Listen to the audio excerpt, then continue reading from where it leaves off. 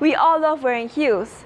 And we've also heard about the negative impact that heels have on our body.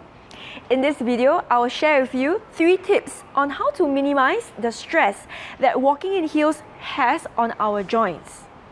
Tip 1. Keep your spine long and your butt strong.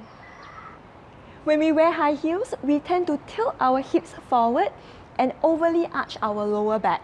This is because with our heels elevated, our weight is shifted forward. Now, this posture makes it really difficult for us to use our bum when we walk.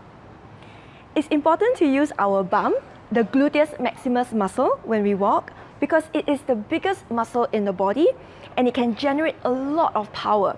So we want to use it instead of stressing our lower back when we walk. So, how do we use the bum effectively? Take your left foot forward and leave your right foot behind in a tiptoe position. Feel your bum. Feel if it's contracted, feel if it's hard. Now, when I'm not engaging my body and I'm in the posture that I was talking about earlier, with my hips tilting forward and my lower back overly arched, you would feel that the bum is soft. It's not very contracted. It's not activated. So what you want to do here is to lengthen your spine. Think of growing taller here.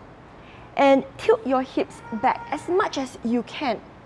And you will feel so much more engagement in your bum. You'll feel that it's much more contracted. And this is how you want to feel all the time when you're walking. Tip 2. Land on your heels and push off with your toes. 1, 2, 3, 5, 6, 7.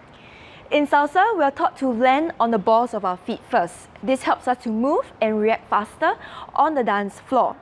While this is great for dancing, landing on the balls of our feet first while walking uses 53% more energy than landing on our heels. This walking pattern is designed to help humans walk long distances.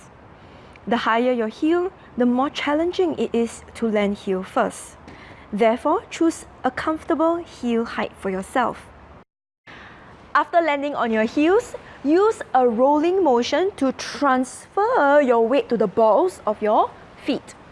And then push off into the next step with your toes. When you bend your toes to push off into the next step, you activate this process called the windlass mechanism. Try lifting your toes up with your foot down. Notice how the inner arch of your foot lifts up when you do so. This tightening effect acts as a shock absorber when your foot lands on the ground. It supports your feet, and via a domino effect, it supports your ankles, knees, and hips as well. So wear your heels and check if it's difficult to bend your toes for push off into the next step. To give you an example, I'm wearing different heels to show you what I mean. So notice the peach heel that I'm wearing on my left foot. Now when I step my right foot forward, I can easily bend my toes to push off into the next step. Now comparing with the green heel that I'm wearing on my right, if I step my left foot forward, now I feel some resistance at this angle, but I'm supposed to push off more at this angle. So you see, there is resistance. I feel that I need to put in more effort to actually bend my toes. It's taking me a lot of effort to go into the next step. So try out your heel and see if you need a lot of effort just to bend your toes, to activate your arch, to push off into the next step. Tip 3, stop wobbling. Do you walk like this or seen others walk like this?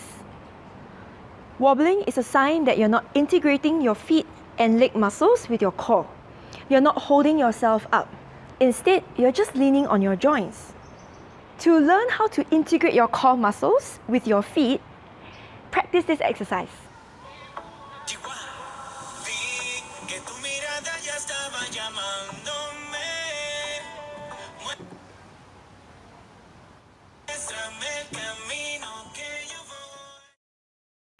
Also, practice balancing exercises.